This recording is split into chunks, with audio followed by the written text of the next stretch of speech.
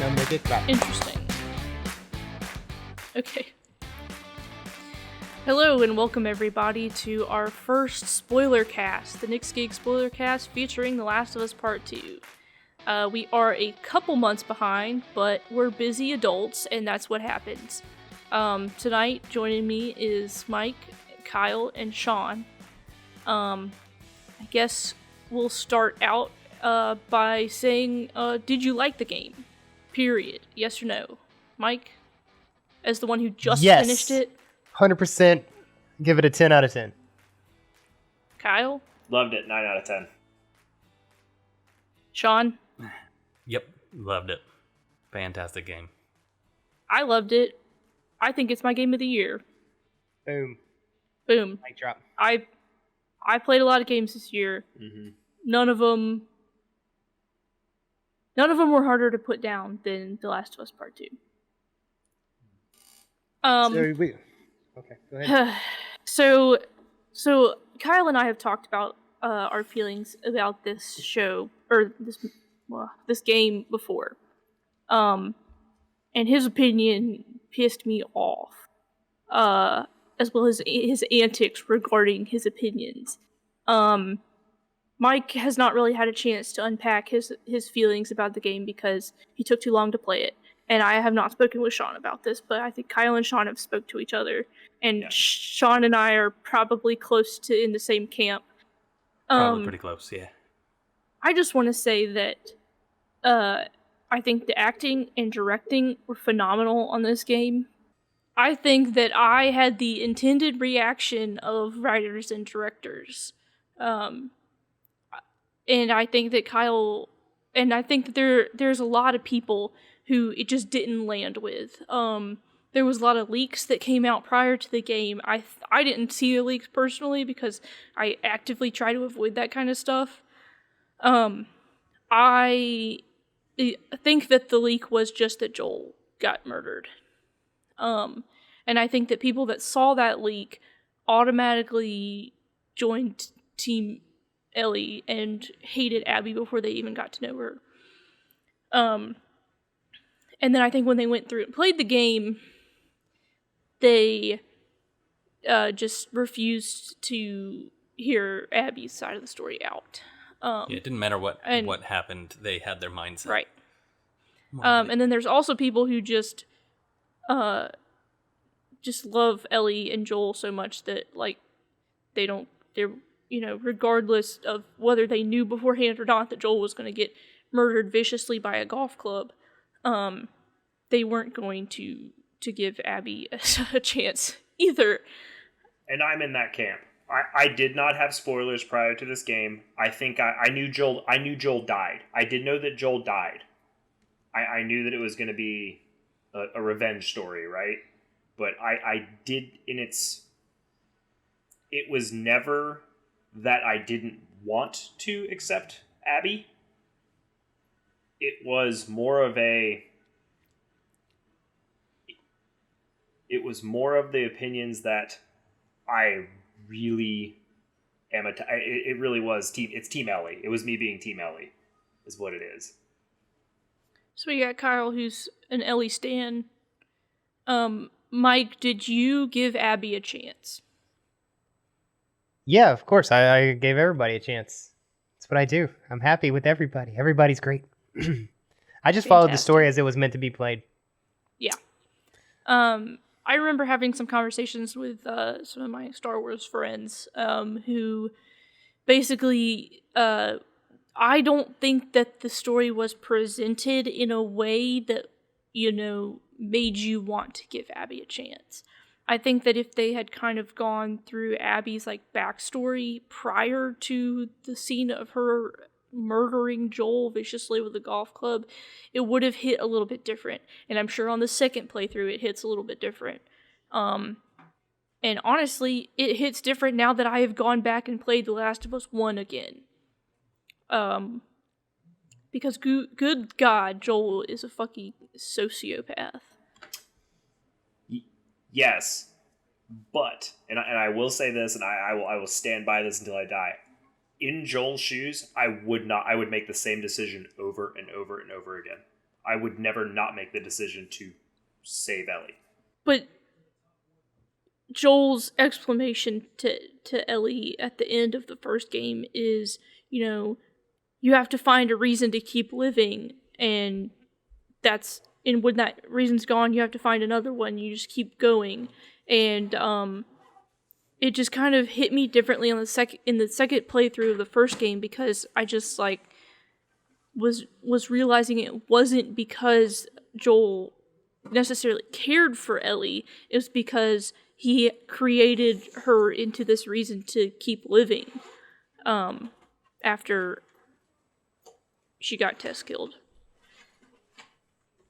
That's not completely Tess? No? Okay, God. Joel's little girlfriend from the beginning of the first one? Don't barely remember her. She's such a blip in that game. Like, I understand she's important in the beginning, but like... Wow. Anyways, no, that wasn't his... He didn't do it just to give him a reason for living. That was like his surrogate daughter. It's not really... He didn't just say, you're my reason to keep going, to make sure you're... He doesn't say that, but... That's Mike, you really got to go back and play the first game again. You really do. It just hits differently. Yeah, but okay, so Joel's daughter gets killed in the beginning of the first game. We all remember that, right? Obviously. Yes. So he sees, like Mike's saying, he sees Ellie as this surrogate daughter. He sees himself as a surrogate father to her. And by letting them kill her, yes, they may have cured everything, but she doesn't get to live a life that his daughter never had. I really do feel like everything for Joel links back to his daughter being taken away from him and not getting to live her life, and him having no purpose other than just basic survival for most of the game, up until meeting Ellie, and then this is all Last of Us 1 things, but still. But it's him... It's important. These are important things, yes. But... And it wasn't even until he met Ellie. The whole first one was them getting to that point, the whole journey across the country, because whenever he didn't want anything to do with her, he didn't, he was a dick, and he was just like not even going to be he didn't want anything to do with Ellie until the very end. And then you see how much he's grown to think of her in that manner at the end when he saved her, after he delivered her to the Fireflies. Yeah, he's like 2 hours from the end, and he's, from the end of the first one, he's like, I'm not your father and you're not my daughter. Like, he literally says that to her when they're in Jackson, and then she runs away on the horse. But, like, is that actually... That's more than 2 hours from the end. That's before she gets kidnapped by that crazy cannibal rapist guy. Yeah. Good thing there's no cannibal rapist in The Last of Us Part 2. That I remember. Not that I remember. But regardless of Joel's intention, we definitely felt that special relationship between them in the first one. I was distraught for several days after I got to that part of The Last of Us 2. Like, inconsolable. Which part? Sorry, just to be clear. When Joel dies. When Joel gets murdered by the golf clubs. And I was over here, like, just, running through my head, like, oh my god, if that happened to my dad, I don't know what I'd do, And I don't know if it's different for you guys, like, were you, like, putting yourself in Joel's shoes versus putting yourself in Ellie's shoes, because, I guess, like a girl's relationship with her father's is different from a guy's relationship with her father, maybe, but, yeah, it was very difficult for me to process that emotionally because I had such a strong connection to Joel. But then the only reason I was able to come to grips with it was because I was like, oh, I can go back and play the first one anytime and spend time with Joel anytime I want to, and I can, and that's why I went back and played it. And we get more time with Joel in Last of Us 2. And those are some of the... God, some of this... Like, not chronologically, but in the way the game is presented. Like, those scenes with Joel, God, every single one is just like, oh, it hits me so good. Like, him teaching her how to play guitar, the trip to the museum. I'm getting goosebumps. That one was rough. I was just like crying the whole time. But it's and like towards the end of the game, you get the big reveal, her going to the hospital and finding out what happens and confronting him, like, "Fuck you, we're done. We are done. I fucking hate you." And then it's literally the next morning. Isn't it? Is it that quick? The hospital? So. No, there's more time. It seemed like it was. It seemed like there was like a couple years in between those two things. Like Ellie didn't seem like as old in the hospital scene as she did. I don't know, Mike. Do you remember it better? You just played it more recently than the rest of us. Yeah, it wasn't immediate. It wasn't immediately tied to the events that. But yeah, at the beginning of the and we see Ellie, basically, we're done, Joel. Like, fuck you for life. And then, at the beginning of the game, I guess it's kind of weird the way they presented it because we got that scene of them at the barn dance, in the trailer prior to release, and Joel comes to Ellie's defense because we got some dude that's a bigot calling her some nasty things.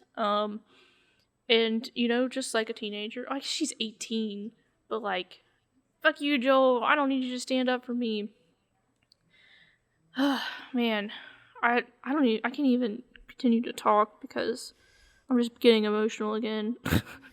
No, and, I feel you. We kind of, I'm just trying to, it was very emotional, like, to feel what Ellie's feeling, like, when, she's screaming on the floor as Joel's getting murdered, and then to go through like her emotional processing of the events of her and Joel's relationship by reliving them through these playbacks. I think that was a really powerful way to drive their relationship development, and Ellie's emotional processing. Sorry, my cat's trying to eat the microphone. And I think that all of us were affected very heavily by this. And the only real discrepancies in our opinions about this game is how we were affected by Abby's flashbacks and Abby's emotional journey in the second half of the game. And I think that's what we're going to try to focus on a little bit more here. Unless you guys have some things you want to add about your emotional roller coaster of Ellie's relationship with Joel. Sean, do you have anything? No. I mean, I think I think it was pretty much what they were going for. That scene, like, I don't think I didn't get spoiled at all by anything, so I didn't know that he was going to die, but I kind of figured it out not too long before he did die. But watching that scene, holy shit, that was rough. We can all agree that sucks, right? Yeah. That's I thought from the tone that I had seen in the trailers and such, I thought that it was going to be Dina that died, and I was going to be okay with that because I wasn't going to let myself get attached to Dina. But the horse also dies. You guys remember that part? Oh, I don't remember the horse dying. Yeah, it was weird. It's been such a long time. Yeah. Beat it such a long time ago. I'm struggling to remember most things. The first 3 little segments of play that I did, the first one, I got pretty emotional when they had that scene of Ellie Joel coming into Ellie's cabin and then playing her that song. And I was like, oh, this is emotional. And I didn't even know anything yet. And then it's Pearl Jam. Future Days by Pearl Jam. Oh, God. Yeah, no. I can still listen to that and it tears me up bad. Anyway.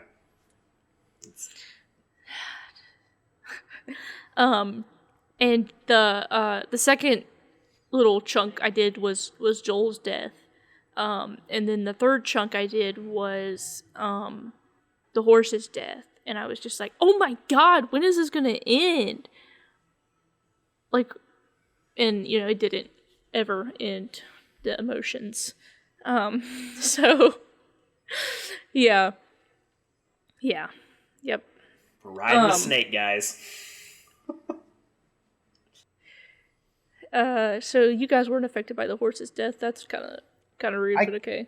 I called the horse's death. I was Yeah. Margaret was in the room with me, and I said, "Watch, that horse is about to die. Just watch. Oh, Just keep no. watching." I called it, and then when it happened, I called it. Okay, so I guess basically what we did was we were discussing how we were going to present this. And Kyle was like, do we do it in order of appearance or do we do it chronologically? And I was like, let's do it chronologically. And I kind of tried to write down everything I remembered from the game in chronological order. And we thought it was interesting. There was some things that Kyle said he probably would have left out that that I didn't add, or I did add, and things that he would not. You guys get the picture. I can't talk today. So I guess we're just going to go through some of the plot points that we haven't discussed already and kind of just see where everybody's emotional state was at that part. Well, my first plot point is Joel murdering a bunch of people, which is the end of The Last of Us Part 1. And then he tells Ellie that there's nothing special about her, that there was tons of people who were immune, and that they already tried the vaccine and it didn't work. So, okay, so I'm going to have a different answer for this, and I think we kind of already touched on this a little bit, but, like, what was your state of mind regarding these two characters going into this game? Like, you've played The Last of Us Part 1, it's been a couple months, if not a couple years for most of us. You put that game in. What was your emotional state before the game started regarding the characters? Mike? I didn't really have. I mean, I was excited to get some more of what we had from the original. Is what I was thinking. All right, Kyle. I mean, I was looking for more Joel and Ellie time. I definitely was, but I knew. I mean, I kind of knew going into it a little bit that, like, this is a murder revenge plot. Now, I didn't know if that was Dina or Joel or whatever, but, like, from the trailer, like you said, it's definitely setting us up to know you're John Wick in something. So that was my mindset going into this game: is I'm John Wick in this. Like, someone killed my dog and I have to go kill some people because of it. It's a revenge story. Is exactly what I was seeing this as. That was my emotional state going into this. Sean? Yeah, no, I didn't know what to expect. So I was just looking forward to more Ellie and Joel. I think for me, yeah, sorry, go ahead. No, go ahead. I think for me, I was just looking for more gameplay, more than anything. I did enjoy the relationship between Joel and Ellie, but I don't think that was something that was in the forefront of my mind going into it until that first scene comes up of, like, them in the cabin with the song. And then I was, brought back to, this is a game that was full of emotion as well as, kick-ass gameplay. So then, chronologically, Ellie finds out that Joel was lying and wants nothing to do with him. So I know this scene is a lot later in the game, but do you guys feel like Ellie's reaction is justifiable? Do you feel like Ellie's reaction is somehow you would have react? Do you think that Joel was in the right to lie to her, etc.? What were your thoughts on this scene of Joel or Ellie finding out the truth and telling Joel she wants nothing to do with him? Mike? Oh no, I would have done the same thing if I was Joel. What about if you were Ellie? And you found out if I was Ellie. So you kind of see where they're both coming from.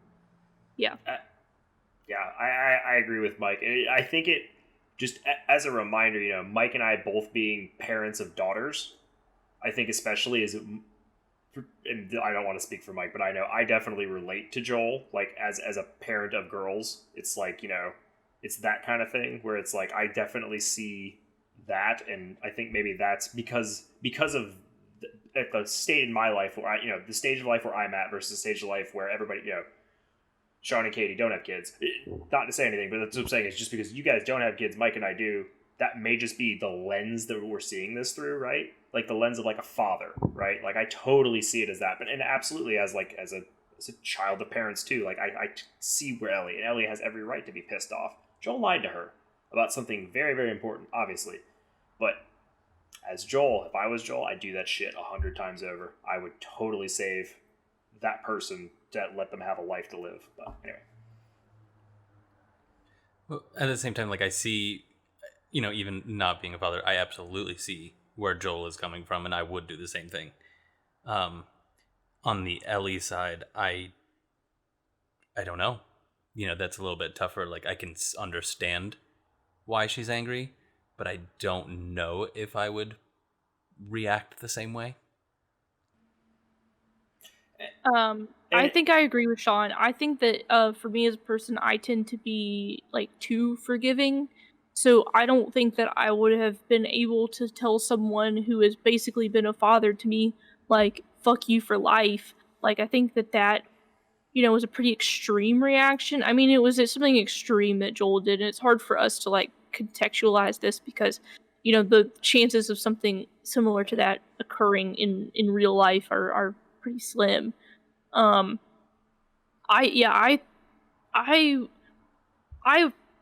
felt more for Joel in that moment with Ellie, disowning him than I ever did at any point during either of the two games. As far as like, I feel bad for Joel, because that was just like super harsh. But at the same time, like, I don't think it was Joel's decision to make as far as like Ellie getting to be the savior of the world or not. But if it I don't know. didn't work, they'd still be in the same damn boat. That's always my thought And about it. there's plenty of other orphans out there for Joel to take care of and adopt because he has his complexes. But at the same time, like, now he's dead, so it doesn't matter. Oh god.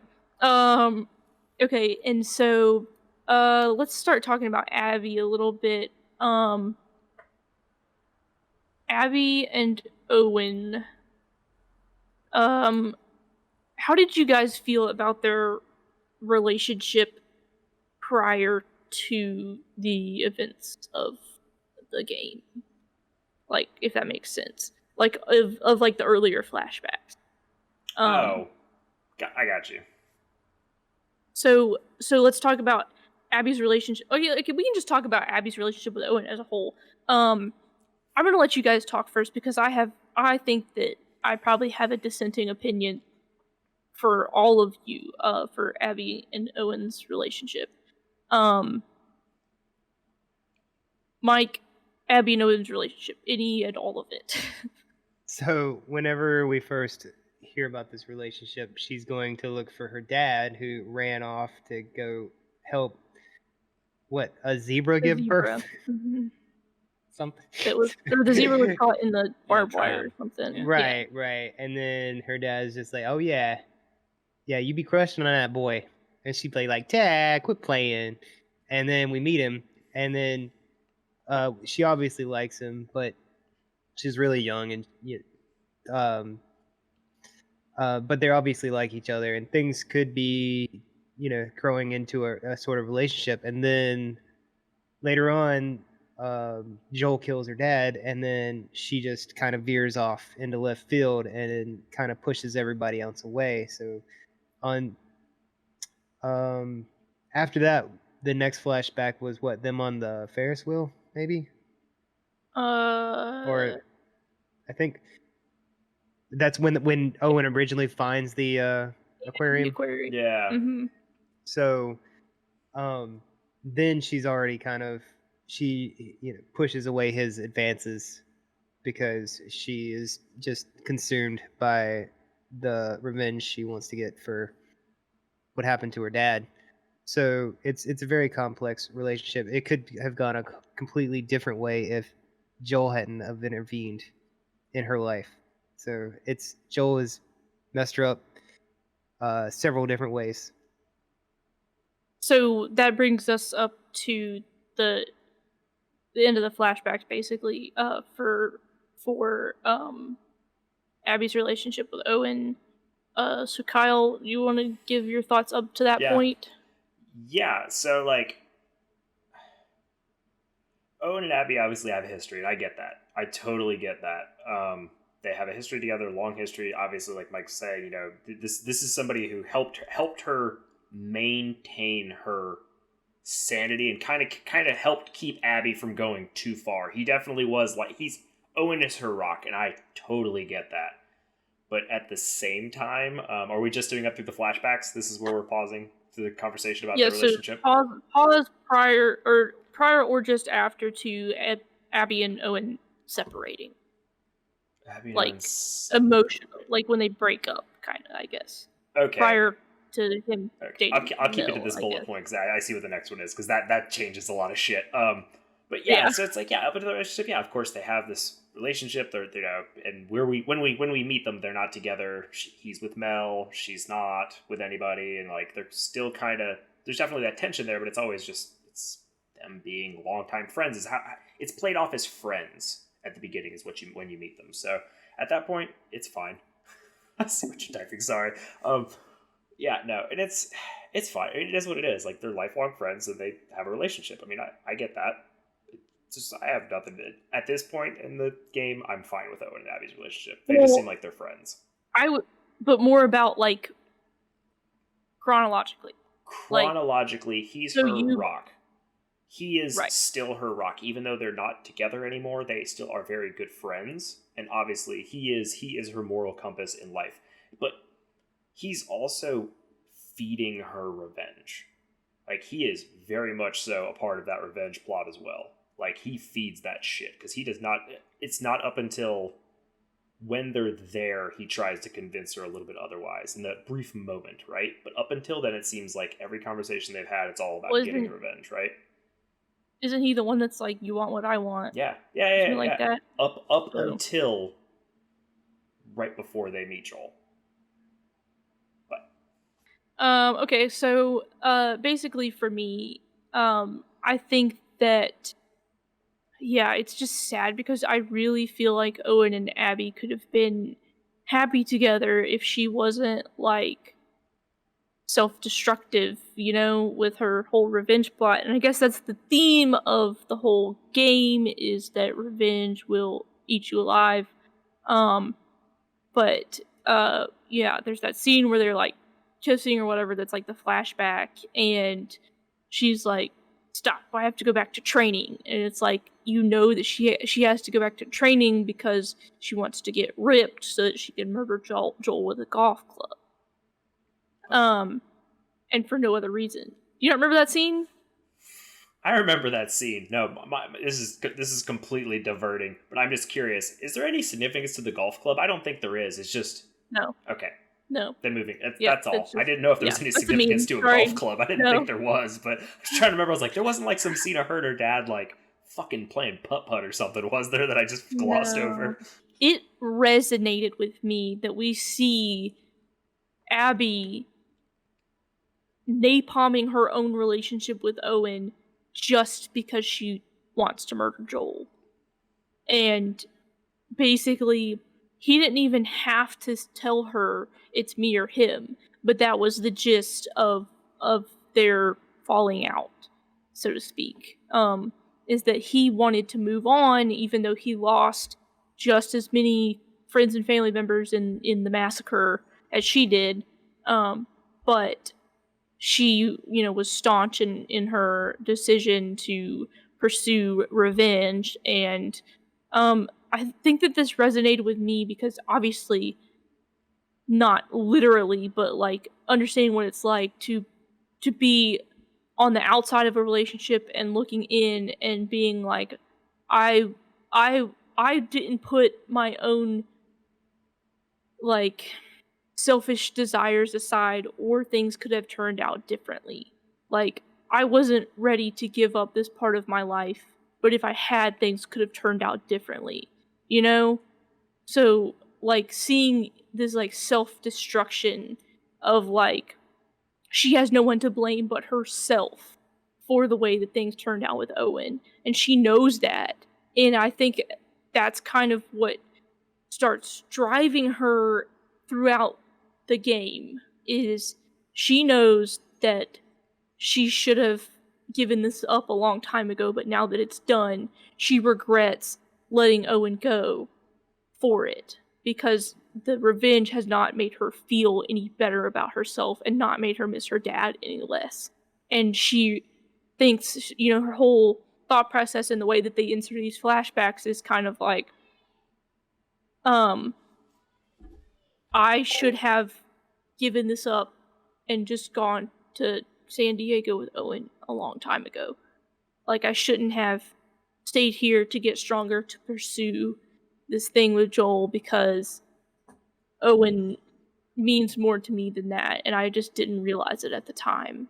And now it's too late because Mel's pregnant, which is our next bullet point. She napalms her relationship with Owen so that she can continue her revenge lust. And now Mel's pregnant, and that's the point where she realizes that he's gone. It's too late for her and Owen. Mel's pregnant. She might have been, like, holding out hope that she and Owen would get back together one day, maybe after she murdered Joel. But this is it. Mel's pregnant. There's no going back from that. She then realizes that there's no going back from that, and says fuck it, and then goes to Jackson. Any thoughts on Mel's pregnancy as a finality to Abby and Owen's relationship? I mean, Anybody? Yeah, Owen got Mel pregnant. So Abby ought not fuck with that from now on, because that ain't her shit to fuck with no mo. There's a bun in that oven. She ought leave that shit alone. Yep. But like you said, Owen's her rock. Owen's her rock, but they're just gonna pretend that they're friends. Yeah. Which never works out. Then we see Abby go after Joel alone in the snow, and then the horde, and then Tommy and Joel rescue her, and then she murders them in cold blood. Or not, she doesn't murder Tommy, just Joel. And we have Ellie screaming on the floor. Oh my god. What a terrific performance by Ashley Johnson. I don't think that scene... Well, it probably still would have been emotional just because we all have our connection to Joel, but I don't think it would have been as emotional if it wasn't for the fantastic grade A voice acting by everybody involved. Then we have Tommy tricking Ellie into staying while he goes to Seattle, and then Ellie going anyways. With Dina. I almost forgot that they had like their little sexy scene too. Oh, I didn't. It was great. I just remembered that happened in the grow house. In the grow house, yeah, dude, that was such a. I love that. It was such a random scene. Like, there's no reason to like other than the connection of that relationship. But that scene could not be in that game, and it's fine. The game moves on without it. But I just thought it was so fun because it was Tommy's. Was it Tommy's grow house or no? It was somebody else who died, right? Yeah, Gene or something. I don't know. Yeah, and they were just like, "Holy crap, Dina's he's got a grow house." And they were all just like, huge grow house full of weed. I was like, "Yeah, this is pretty cool. That's fun." I think the maybe one of the more significant points for that scene would be because Jesse came and kind of found him out afterwards. So I think that was just for kind of add, to Jesse to be in that layer of the relationship between the three of them. Yeah, Jesse forms our triangle, right? Right. of that side. Especially since in those flashbacks when Joel's like, "Oh yeah, see, you've been spending a lot of time with Jesse." Do you remember that? Mm-hmm. Where he's like trying to Yeah. insinuate Yeah. that Ellie likes Jesse, and we're like, "You fool." Oh, Joel. Anyways. You were way off base. So then Ellie murders a bunch of people. The horse dies. Which, that seemed like that was really impactful to it. I don't want to gloss over, because that seemed like that affected you, but I don't think that affected any of, like, yes, the horse dies, and that sucks, but I didn't even, like, I was like, oh, they killed the horse. But to Mike's point, and I will agree to, I kind of saw it coming. Like, when it was, that whole scene, the way they framed it, I was like, oh, that horse is not, is getting it real soon, isn't it? It was like right at the end of like the little open world segment, and which I really enjoyed. I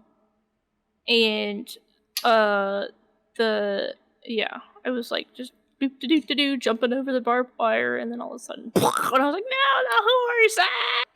Ah! But it wasn't so much that I was like emotionally attached to the horse. It was just that it was like one thing after the other.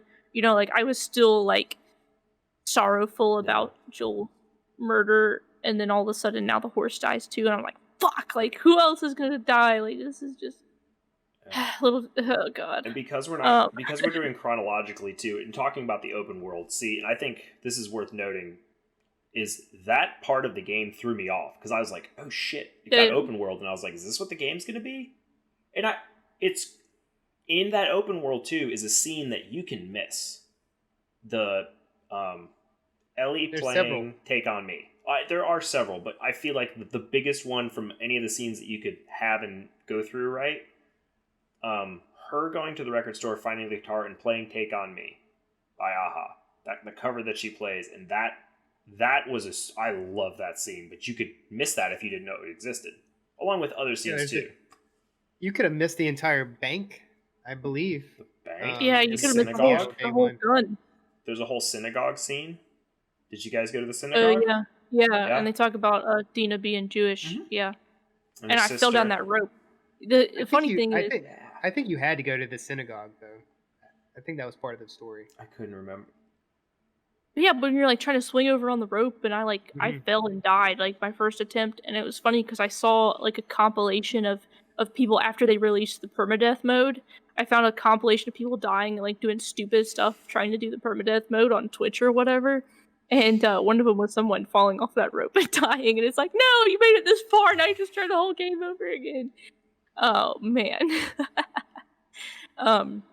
But yeah, it was and I really do feel like the open world segment had some really good dialogue between Dina and Ellie as far as like relationship building, like them just kind of like picking on each other in like a loving way. I thought it was really cute.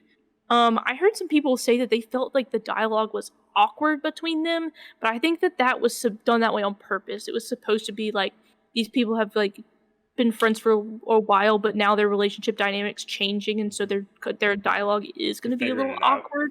Yeah, but I thought it was well done. I think it resonated with me. I ate it up, dude. Well. I loved it. Yeah. I love Dina and Ellie's relationship. It's so beautiful. I love it. It's absolutely wonderful. Well, I know. We'll get there. Okay. So yeah, there's not too much plot happening between Ellie and Dina. There's just a lot of gameplay for a while, and then they go to the theater, and Dina tells Ellie that she's pregnant. But is it the same scene that she finds out that Ellie is immune as well, correct? No, that was sooner. Later. That was later. It was later, okay. Because she tries to give her mask. Right. Okay. But that's because then after that, Ellie stops letting Dina come out with her. That's right. Yep. Like I think I'm pretty sure they go to the theater and then they like rest up, and then they go out together and then go back to the theater. After the gas mask incident. Okay. It's because Dina's too sick to go. She packs her bag to go with her, and she's just like, ooh. And she's just like, you should just stay here because you're just gonna slow me down, woman. Yep. Yeah. And the It was one guitar of opens up as an in-game element in the theater, right? That's when it's permanently just like you can pick it up and start messing with it. Yeah, Seattle Day 2 is the save point.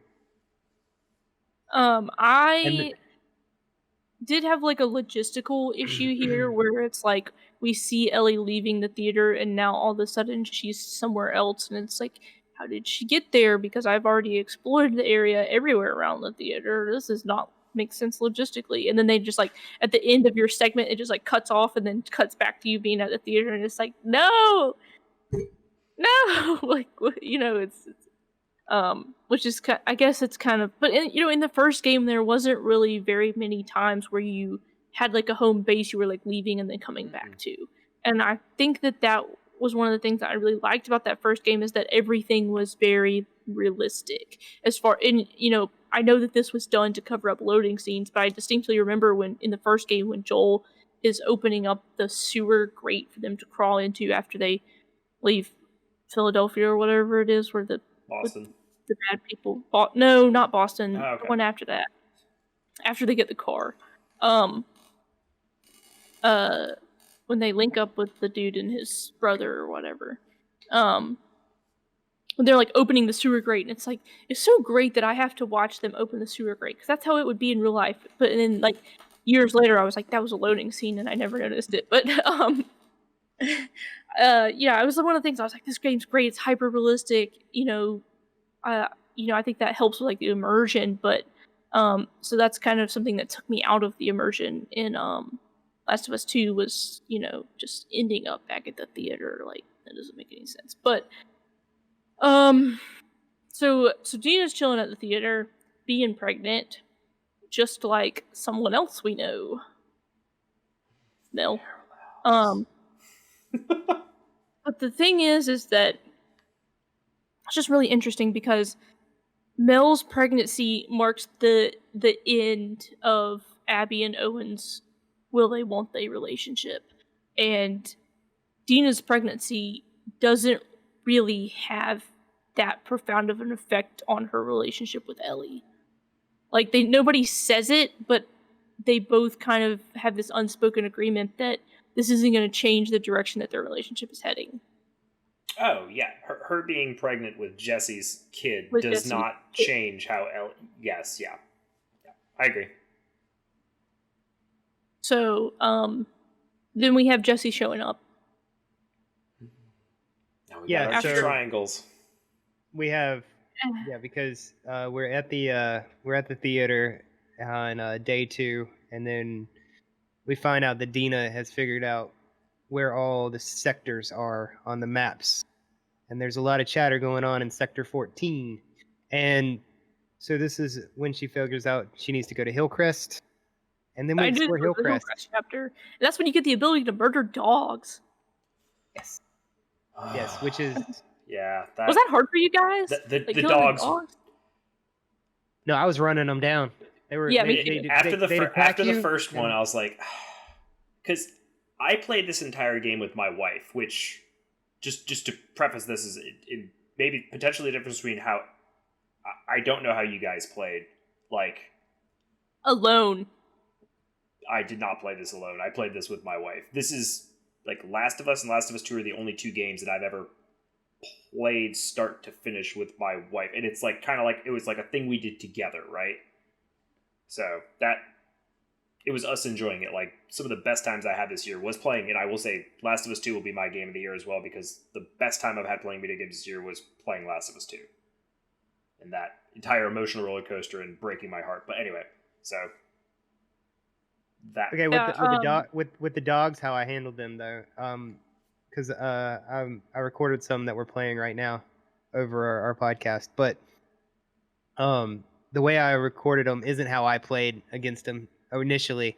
I didn't use the tripwire bomb until the dogs came out, because they'd catch your scent, and then ever since I knew that, I killed every single dog the first time through with the tripwire bomb. I was just like, here I am, smell me, I'm right here, and they'd run and they would turn into mashed potatoes. And as much Sorry, go ahead, I Kyle. was gonna say, as much crap as we gave Mike for playing on hard mode, and I don't know if because I know Katie and Sean and I have been giving Mike a lot of crap on taking forever because we've been playing on hard mode. I don't think I realized how different the hard mode is.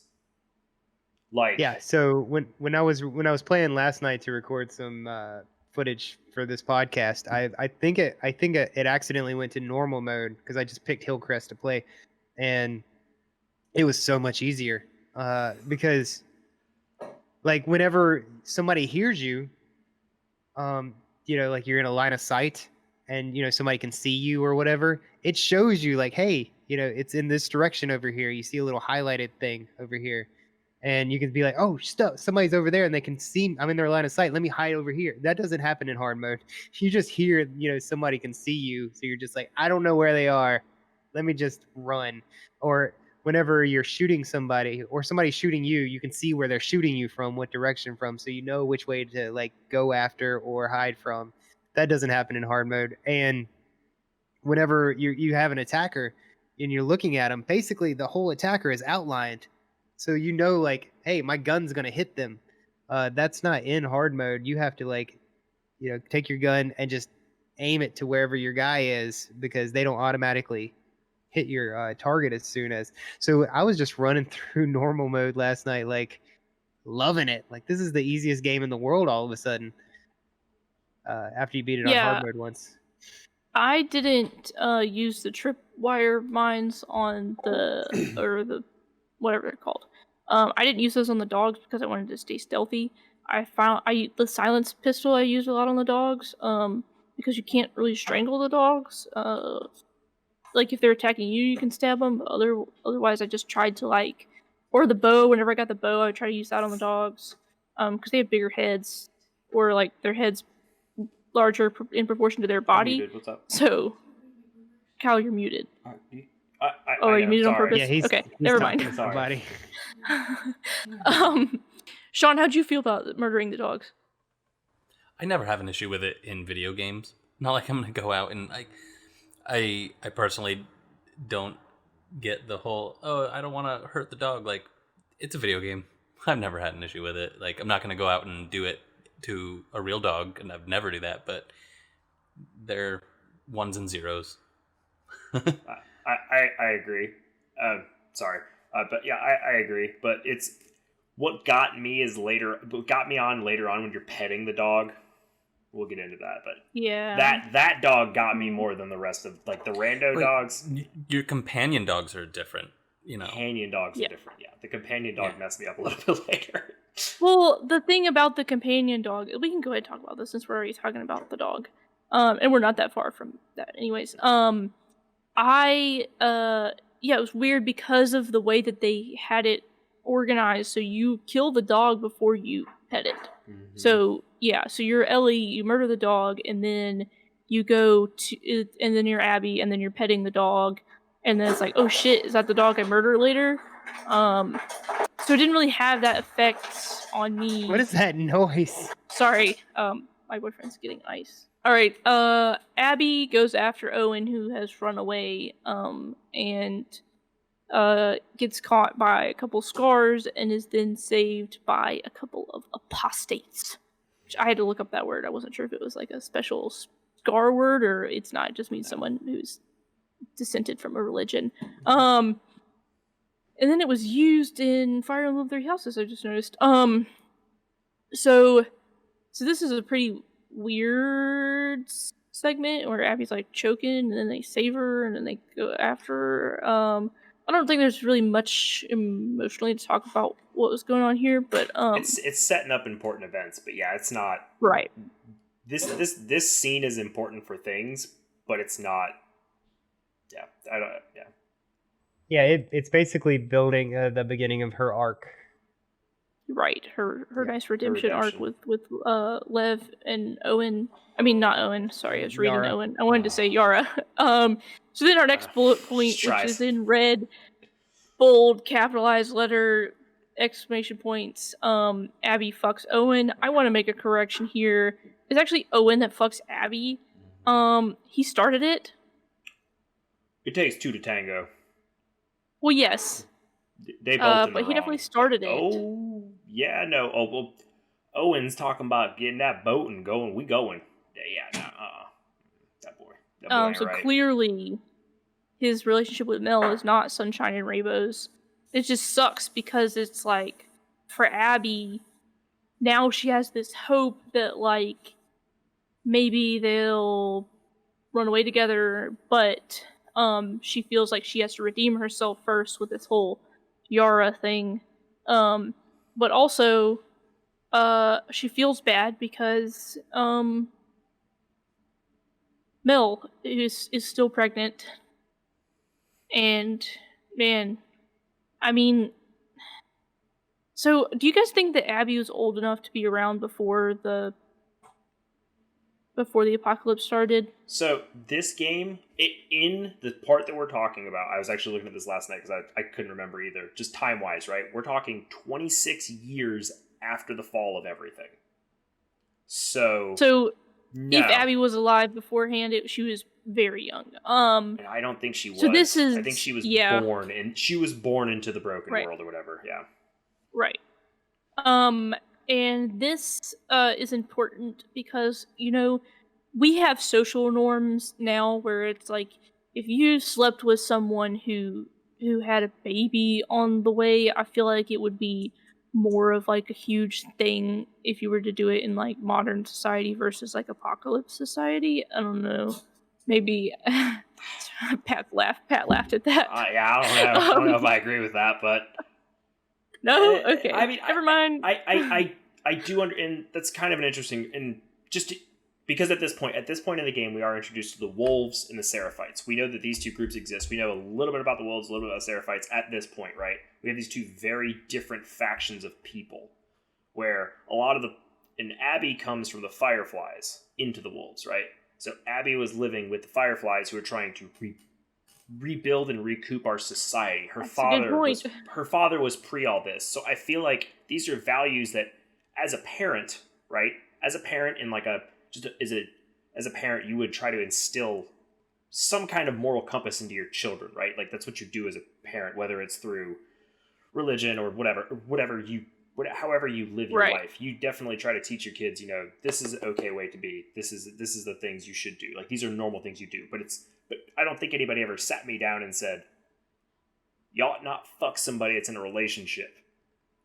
Especially when their significant other is pregnant. Yeah, but being a child of divorced parents, I know you ought not fuck somebody else because that ruins relationships. Like that's personal life experience, right?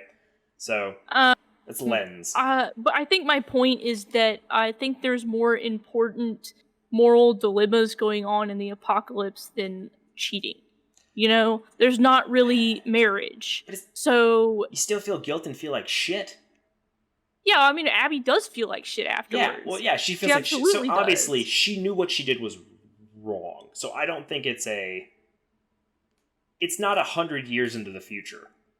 It's not like society's falling apart and they're actually rebuilding shit. Like the Seraphites are a perfect example of just like, this is our base, this is our cult, this is how you live your life. You live your life by all these people.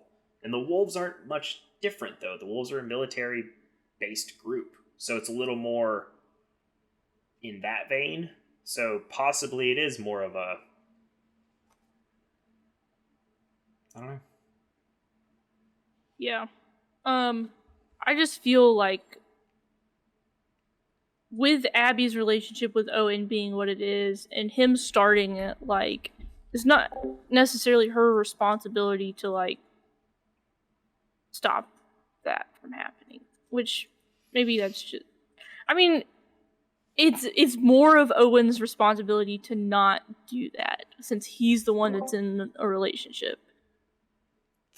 It's no? both. Okay, it's both never mind. I mean, Moving on. They're both at fault for that. That's all. I'll leave Moving it on. That. And then Mel tells Abby she's a piece of shit. This was a pretty emotional scene. She says, "I'm not fucking going to San Diego if you're going." And then do you guys think that she knew about the sexy times or not? No? I don't think she did. I think that was without knowing about sexy times. She genuinely just thinks Abby's a piece of shit. Because, Yes. I mean, and this is all post them going to, like, Mel was part of that group that went and helped go track down and kill a man. And she made that, and that was part of that conversation too, right? That part of that's what escalates to that, but it's definitely her going like, you are a piece of shit. Look at what the fuck you did. You spent your entire life trying to just murder this dude. Do you feel better now? Like, anyway, yeah. So then Abby, after her conversation with Mel, gets super into trying to redeem herself. I think that she wants to redeem herself in Mel's eyes as well as Owen's. Based on that conversation with Mel, I don't think that she has any ill will towards Mel, but I think that Mel's conversation with her kind of brings her back to reality, where she was like, yeah, killing Joel was not a thing that I should have done. It was a bad move, and I regret it. Like, she already knew that, but her conversation with Mel kind of, like, brought it to the forefront of her mind, maybe. I thought that was a really powerful scene of Mel just being like, you're a piece of shit, Abby. Don't come to San Diego. Fuck you. And then we have Abby and the Sky Bridge overcoming fears for the sake of a stranger. Did you guys get to the quarter at the bottom of the pool that you fell into? Yep. No. I was like, I know there's going to be a goddamn quarter in this pool. I know it. And I got it. And then we have the Rat King. So I was playing on the easiest mode there is, and I still had to turn on extra accessibility features. Oh god. That fight's a bitch. Yeah, I had to turn on extra accessibility features because I just couldn't see. Oh god. Sorry. Yeah, it was dark. I definitely died a couple times. That's why I started recording, because I was like, well, I I'm just having couldn't a hard see. time about this. It was hard Yeah. to see. But It's too dark. I unloaded all the flammable bombs on this dude, and he just kept coming. So then all the shotgun shells, and he just kept coming. And then I was like, looked around. I was just like, there's nothing but rifle ammo around here. So that's got to be what you need to shoot him with, the assault rifle. So as soon as I started shooting with the assault rifle, it didn't take too long after that. I don't Sean, remember did you what have I did. issues It's with been that too fight? long. Oh, it was still hard. I wasn't on easy, but I don't remember which difficulty. But it was definitely hard, and I probably bumped the brightness up because I kind of don't have patience for that anymore. Like, if I can't see, I'm not having fun, so I just bumped the brightness up. Sean and I are on the same brightness all the way up on a game when you start. Yeah. Did you guys die a bunch? Oh, yeah. Anybody not die? Yeah. Okay. No, Yeah. I died, But- for sure. And I think that's a cool lore point too. Just before we, obviously that fight sucks, but just to get back, just to think about like the lore of this, I love the lore of the Rat King. That like this is like a thing that combined. It's just like it's literally called the Rat King because rats do the same damn thing where like they combine and grow together and all this shit to make a Rat King. That's you knew that was an actual thing, right, Katie? Yeah, that's it. A Rat King is a real thing. You can Google image that and see it in real life. I'm pretty sure if I Google Rat King and do Google Images, it's just going to show me the boss from The Last of Us 2. Yeah, it's an actual thing in nature. It is. Ninja Turtles? Yeah, there's a Rat King. Yeah. Pat says there's a Rat King and Ninja Turtles. Yes, the Rat King and Ninja Turtles is different than this kind of Rat King. It is very different, but yes, there is also a Rat King and Ninja Turtles. I know exactly what he's talking about. Yes, but yeah, there is a Rat King in nature where the rats will all kind of like, their tails grow together, and they literally have to act as one. And that's essentially what this creature becomes, is this creature that was there since the beginning, and they've just kind of left that part, like, we don't go there. We don't go there anymore. I always think that was really cool. Alright, Great so then fight. we have Abby saving Yara, but Lev runs away during the surgery because Lev and Yara get into a fight, right? And then Ellie and Tommy reunite and rendezvous at the theater with Jesse and Dina. You have to do a boss fight against Tommy where he's trying to snipe your ass the whole way, isn't he? Leading up to this point, yeah. That was hard. I remember that taking me some time. I only died like once or twice during that. I died 9 times. Well, and also because I was fighting Tommy, I was like, Yeah. I don't want to fucking fight Tommy. Just See, shoot me in the I head. It's don't- fine. I didn't really feel like as that emotional about Tommy, like in general. I was just kind of like whatever. Like I didn't really feel like I had a connection to that character like I did with others. I think I saw it as this is Ellie's last connection to Joel.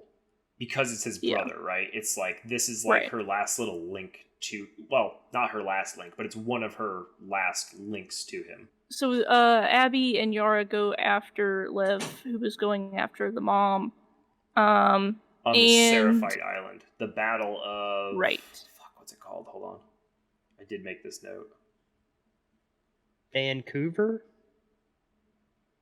They don't Battle of Haven. It's the Battle of Haven is the name of that. It's that massive fight. And like, yeah, riding on horseback through that burning city. Like, that shit was intense. So while Abby's gone, Ellie kills Owen, Mel, and the dog. Yep. Not in that order. But no, dog was first. Yeah, and the reaction. And she didn't know Mel was pregnant till afterwards. Yeah. The reaction shot on her face after she figures that out when she rolls her over and like, oh. Abby then returns with Lev and not Yara and finds them. Yes, and before we move on, because we're doing chronologically, we also have to remember that in that Battle of Haven, like, Yara dies, right? Yara dies during the Battle of Haven, and Abby betrays the wolves. Like, she betrays her commanding officer. I can't remember the dude's name.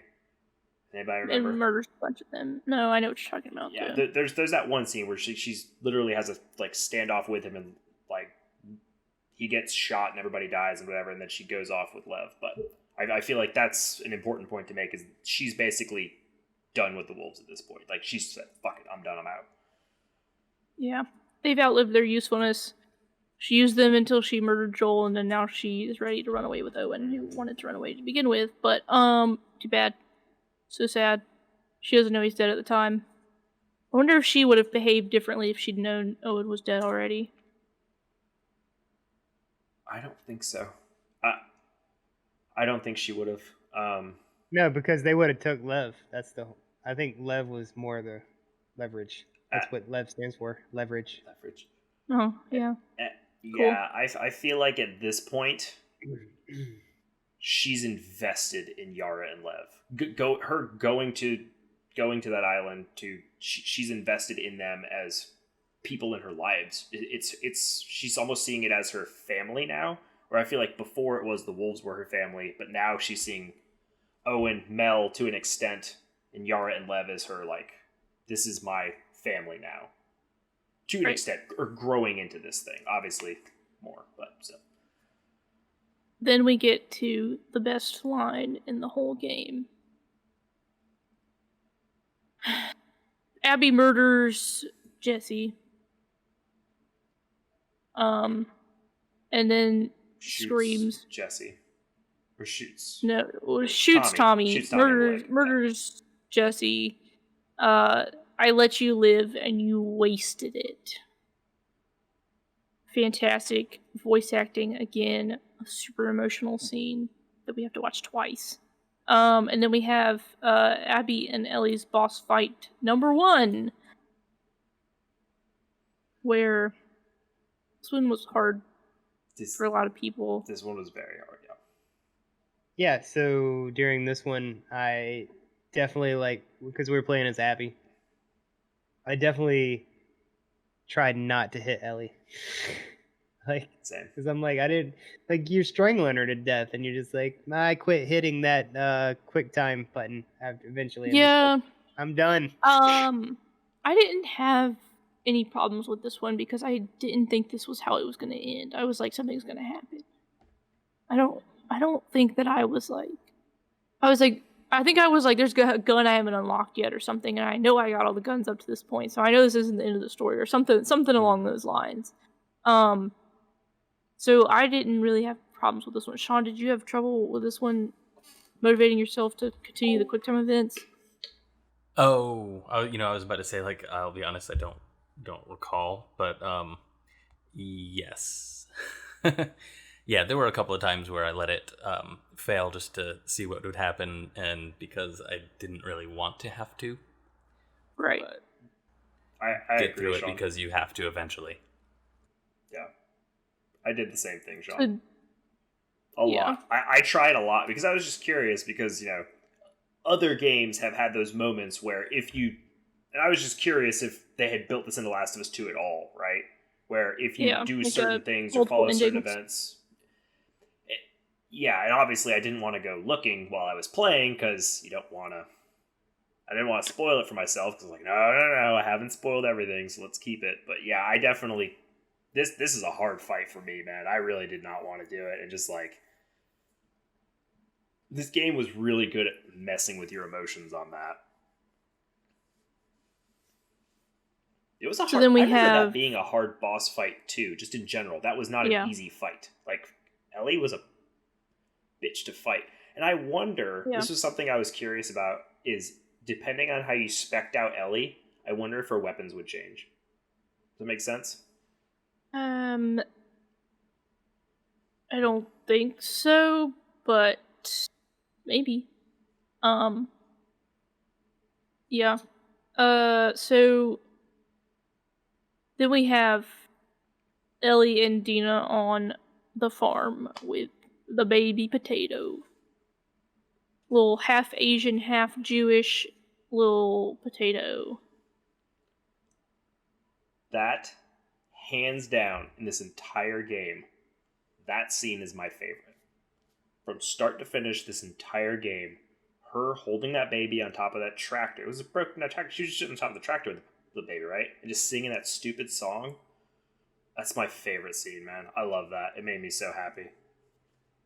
Yeah, I thought the game was over at that point. Yeah. Did anybody else think the game was over? I think a lot of people did. I'm like, why wish are we? it was. Why are we still going? Yeah, I wish it was too. Would have been awesome.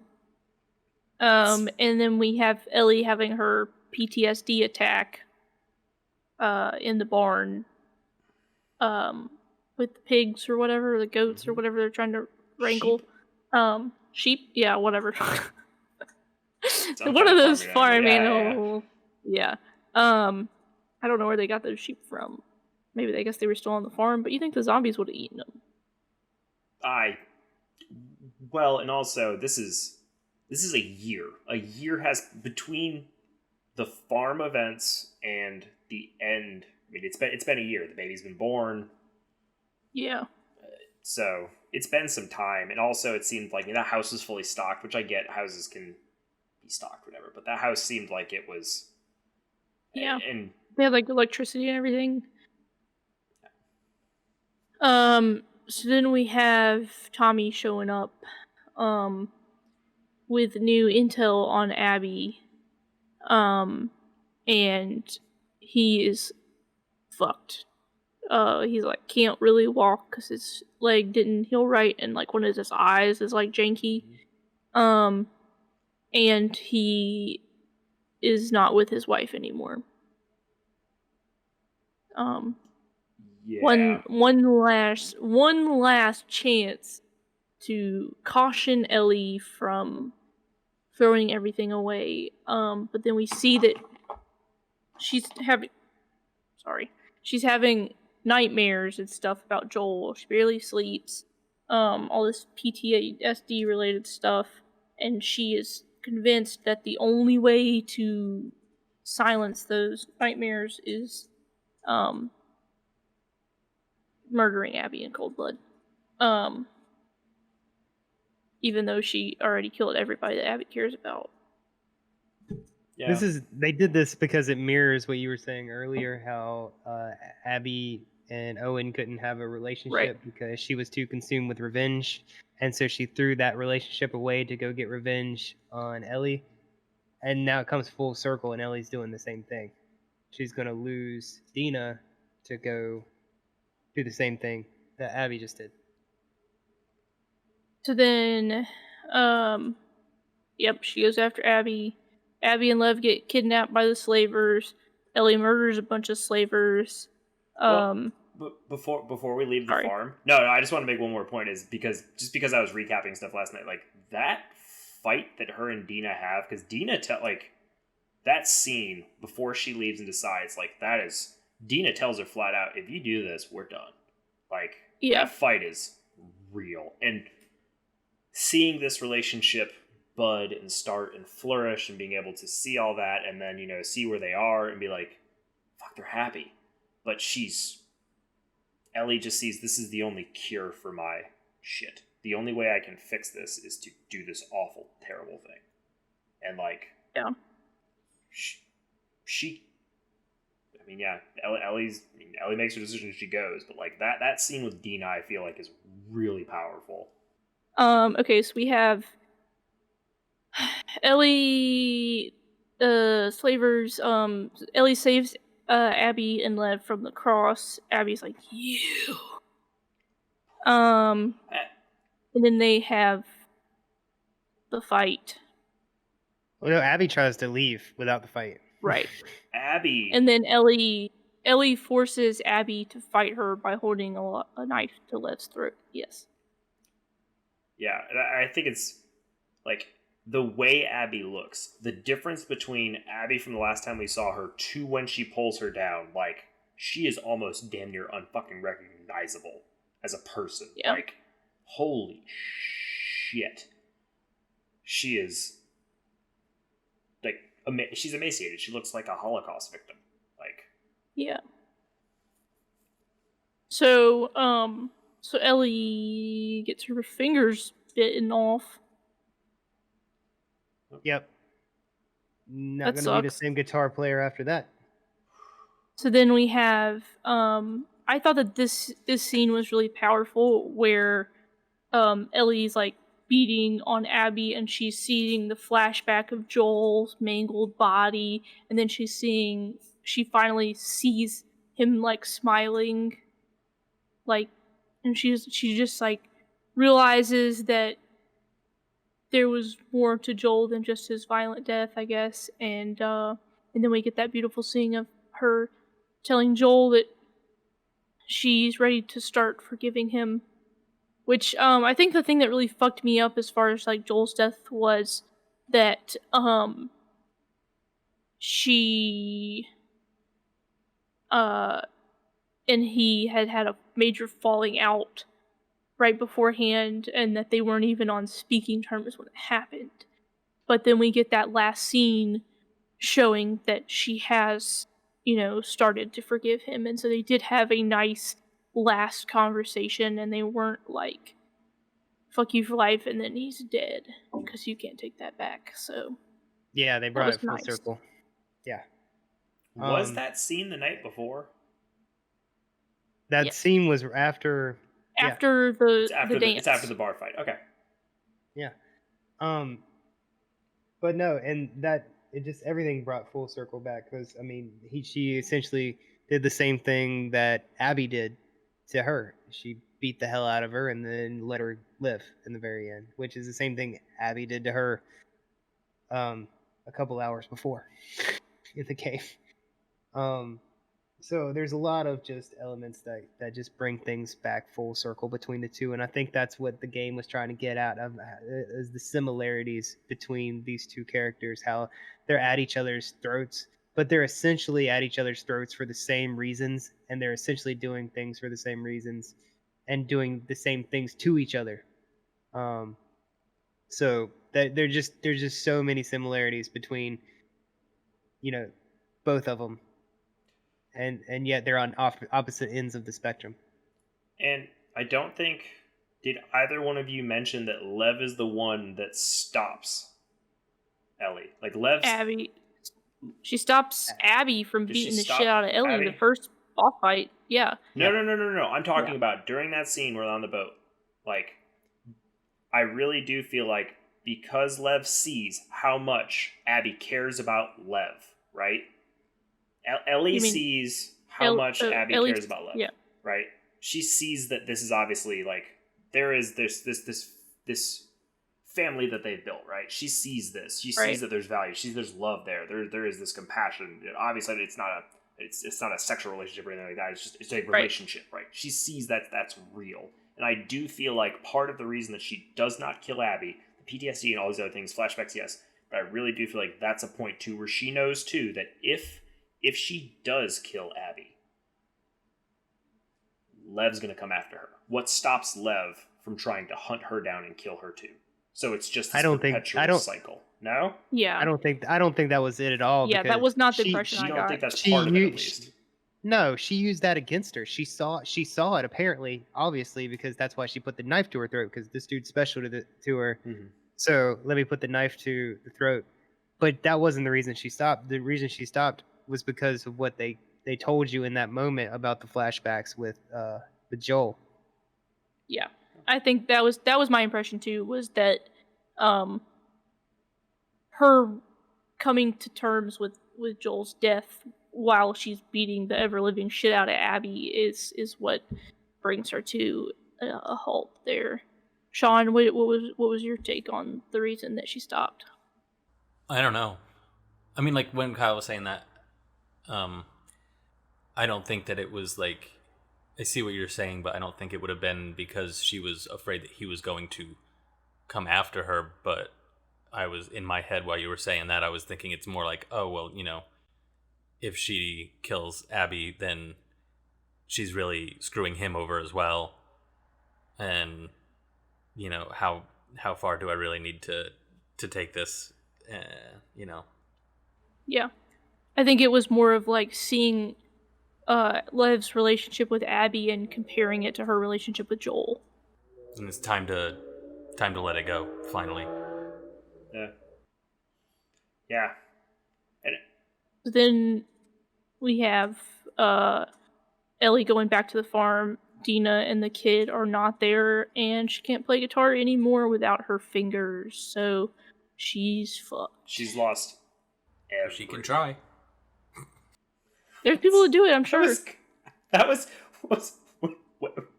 when I realized that, I thought, I'm not a musician, but like, couldn't you just switch hands, Sean, Mike?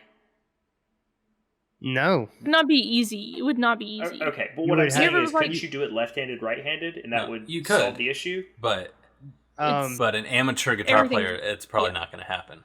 Okay. That's like It would take that's a like lot me of telling practice. you. That's like me telling you, hey, Kyle, just write with your left hand from now on. Like it, yeah, it's gonna look ugly as crap, and we might not be able to read it. Well, it looks like there's crap on the right hand anyway, so that doesn't matter. But my point, but my thought process was like, if she wanted it bad enough, though, could she not strum with the fingers that are missing and use the opposite? Yeah, but nail yeah, finger? I'm just it's asking. not. You could, yes, you absolutely could, but you basically have to relearn guitar. Yeah, that's what we're saying. What else she got to do? Yeah, the whole guitar is going to be upside down, like, as well as like you're not as dexterous in your offhand. Sure. Well, actually, wait. Yeah, it's backwards and upside down. This is just me asking, like, genuinely devil's advocate. I was just curious. No, I get it's not about obviously- how hard it would be. Yes, Yeah. it's possible, but Yes. it would be very, very hard.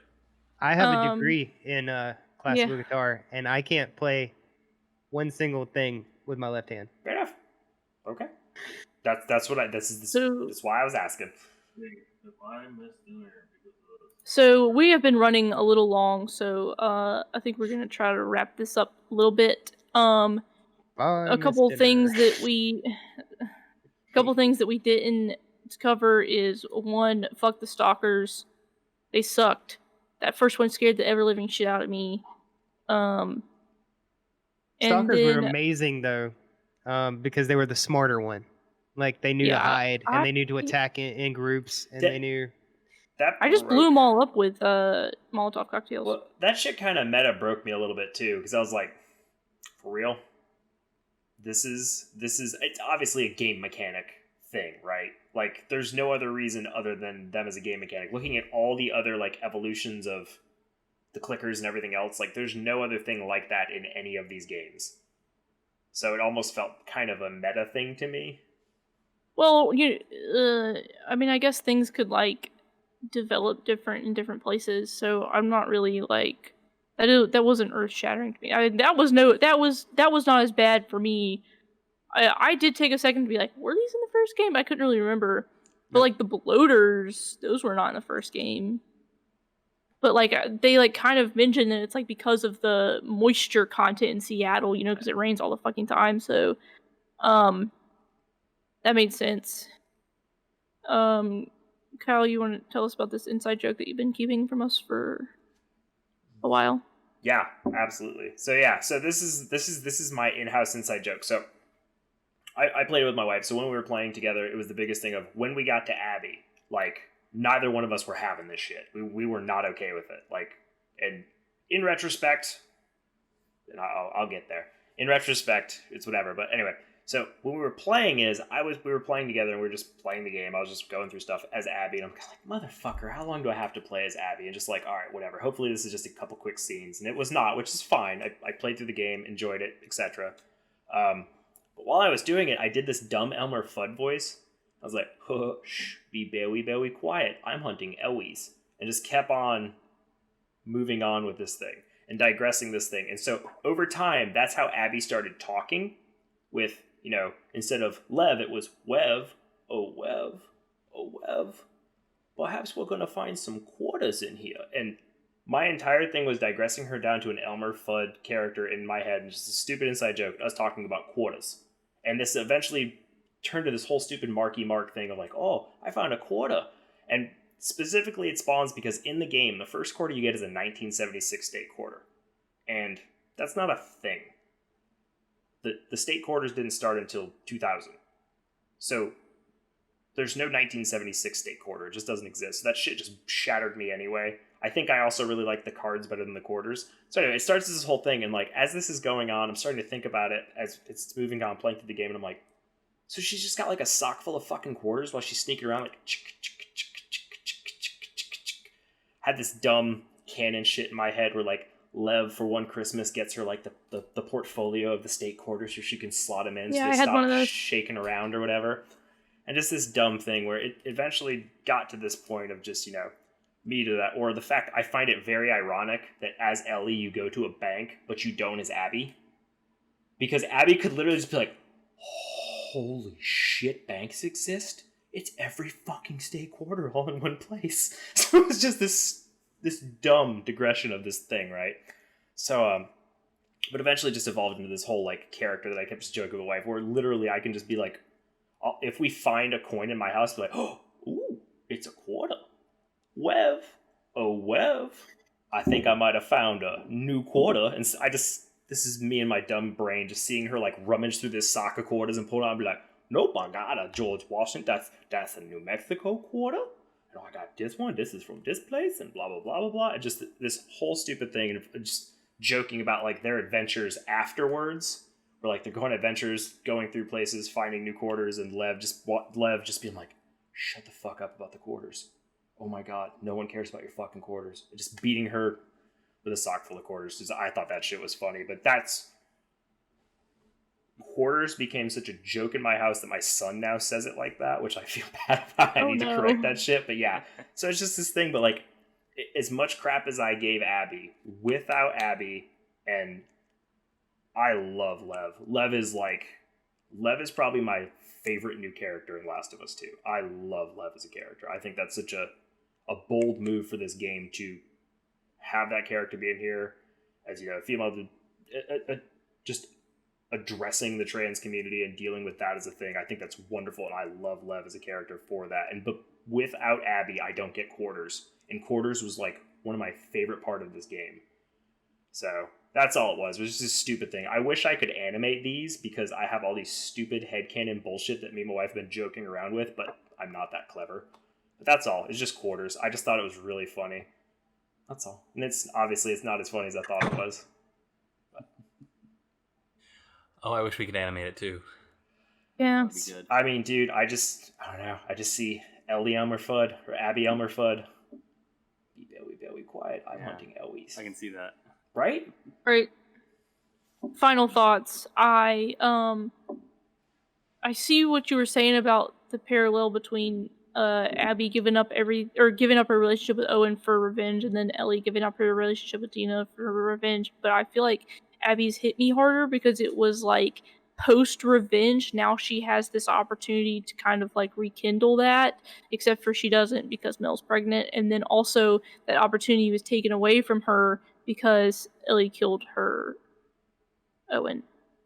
Versus like Dina and the potato could still be out there, or hopefully are still out there somewhere, and Ellie just, is never going to have that opportunity again because of her own accord versus Abby having that taken from her, if that makes sense. Yeah, Abby's turns out to be the tragic character in the end of the game. Yeah. Any other final thoughts? In the grand scheme of everything, at the end of it, everybody's a massive piece of shit. Except for Lev. Lev's pure though, right? Like, I want you to think about every character and everything, all the shitty things everybody did in this game, and all the shitty, horrible, awful things that everybody did. That character does nothing against anybody except try to be who they are. Like, in genuine, I'd want you to think about every character that you interact with and meet. Like, Dina's another innocent, I feel like, to an extent, right? Like, Dina's kind of there for the revenge plot as well, so really it's no different than Mel and the revenge plot and everything, but, like, I don't know. Lev's pure. Like, maybe it's just my take on it. Like, I don't see... Yeah. Lev always seemed to be, in all these situations, right? Lev was the one that was always like, stop. What the fuck are you doing? Like, I don't know. So Lev's the one we want in the next one, right? Is that what we're saying? I will... that's Last of Us 3 to me. I would totally play a Lev and Abby game. Absolutely. Absolutely. As much as you hate Abby? I saw what the game was trying to do and refused to let the... Like, I saw the meta behind the bullshit. I was like, I see what you're going to do. I see them setting up this parallel. I see it, and it's I'm not going to let it affect me emotionally. I'm still like, fuck, I wish Joel didn't die. I wish... But without Joel dying, we don't have a game. There's no game without that. So that has to happen. So I genuinely... And this could be because of playing games like Mass Effect and shit, where, like, your decisions matter. You get to have a say in what happens. This game does not let you have a say in shit. It's written in stone. Like, these events transpire. Like, you don't get to choose to kill Abby at the end. That's the only difference, I think. That's the only thing. That's why I said 9 out of 10. It would be 10 out of 10 for me if you got to make that decision at the end. If that is a decision that was just left to the player. I'd be curious. Then what would you have done? I'd have killed Abby. At that point, right? She's fucking gonna lose everything anyway. She's done. Dina said, I'm fucking gone if you go. Dina's gone. Joel's dead. She can still play guitar. But, like, at that point in everything, she's already done all this shit. Why not? I would genuinely wish that I could have killed Abby. That's the only different choice I would have made. Despite how much I love Lev and the character and Abby's relationship with her, I still would kill. I still would wish I had the option to kill Abby. That's the only reason I would make that 10 out of 10. Mike, Not final me. thoughts? I stopped hitting Abby at the end on the final fight scene just to see what would happen. Because I was like, I don't want to kill her. Because I saw what the story was trying to do too before they did it, and it worked because they gave you the backstory. They gave you all. They didn't just say, "Hey, here's a cold-blooded murderer." They gave you reasons and presented them like a human being. So that's why I was just like, "Yep, good job on storytelling, guys." Yeah. All right. Well, thank you everybody for joining us. This was the first episode of the NIXGIG Spoilercast. We might do some more of these if we have some games that we're all going to play that have plots, or maybe some movies and stuff like Sonic the Hedgehog. So for everything else, NIXGIG, follow us on Twitter at NIXGIG, or twitch.tv/NIXGIG, or here on YouTube at NIXGIG Gaming. See you later. Bye. Bye. Good job, guys. Thanks.